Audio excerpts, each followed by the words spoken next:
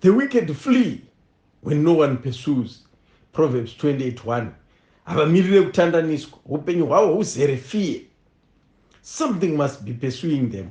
Even vakatsika shisha, vanofunduka vagomhanya zvisina mukara akaona. I will send faintness into their hearts, so that even the sound of a wind-blown leaf will put them to flight as if they flee a sword. Vanodaro because vanogara vachifunga kuti someone can do anything to them. Havana peace, havana futi zororo. Even vakarara vanenge vachitiza. There they are, overwhelmed with dread, where there was nothing to fear. Psalms 53:5. 1,000 of them will flee at the threat of one. Isaiah 30:17. They live in constant fear, but the righteous are as bold as a lion. The Lord is my light and salvation. Whom shall I fear? Psalms 27:1-2.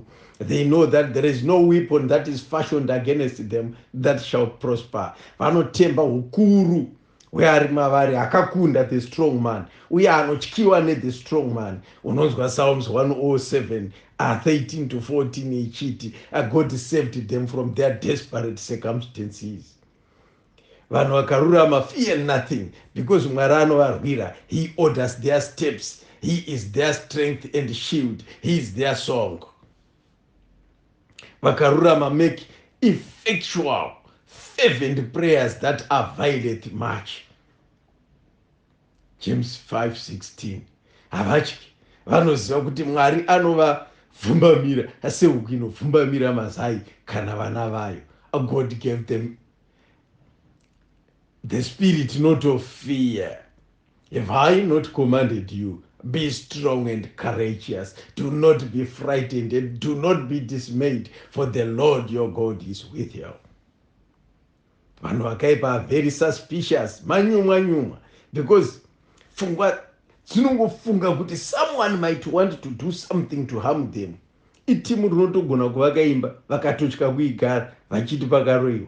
Havana kana nekutsiga kwese, saka vachitozonotsvaga kutsigiswa. Vanotya zvekukungura kuchengetwa nemombe yavakapfigira kudanga, mibhedha inoyera inodhura yavanotenga, unogona kuiwana yakadirwa zvimvura, zvimishonga, zvisaudi nefiye. Language yavo ndeyekungoti go back to sender, go back to sender, as if someone has done anything to them. Chawakabata ndo chinokutyisa, chawakadyara ndo chaunokohwa. Vachitemba nezita ramambo wavo Ishe wedu Jesu, vakarurama vanomira segamba, mighty men of valor.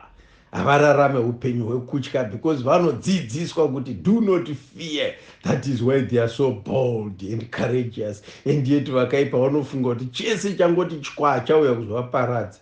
Vakarurama vanotya Mwari, vakapiwa simba rekuti kana zvinyavada chaizvo vanotsika vasingaitwe harmed. I have given you authority to trample on snakes and scorpions and to overcome all the power of the enemy. Nothing will harm you. Luke 10:19. Even munguva chero dzeCovid, havamhanyire kuvhakwa, vanotemba naMwari, vanotovimba naro shoko raMwari kuti vanotsika zvinyavada vasingaitwe harmed. Havabwete. They fear no evil, because the Lord is with them. Even varoi nekutyisa kwavo will not tamba bhora, vanhu vazere neumwari. At the mention of the name Jesus Christ, they tremble and they will think twice vasati vashanya, because pane moto, panopisa, mune simba muropa raIshe wedu Jesu, mune simba. Taneta nekuona vatendi, makawadzi, vanongoshandisa same language neinoshandiswa nevanhu vari munyika yefear, asi kuchechi vachiimba no weapon fashioned against me shall prosper. They have the language but not the understanding, always learning and never able to come to the knowledge of the truth, having a form of godliness by denying the power therein. 2 Timothy 3:5-7. Kadambudziko kanongouya, vanoita kunge gwati nekutya. But the Lord asks them not to fear nothing, for the Lord your God is he who goes with you to fight for you against your enemies, to give you the victory. Mutenda anofanira kuziva Mwari kuburikidza nekukunda tinotaura zvehondo dzatakakunda, not our fears and worries, even rufu, nekuti imhandu tinomira tichitarisana narwo segamba. If we live to the Lord, and if we die to the Lord. To die is gain. We would prefer to leave the body and to be at home with the Lord. We have lived and believed in him. We will never die.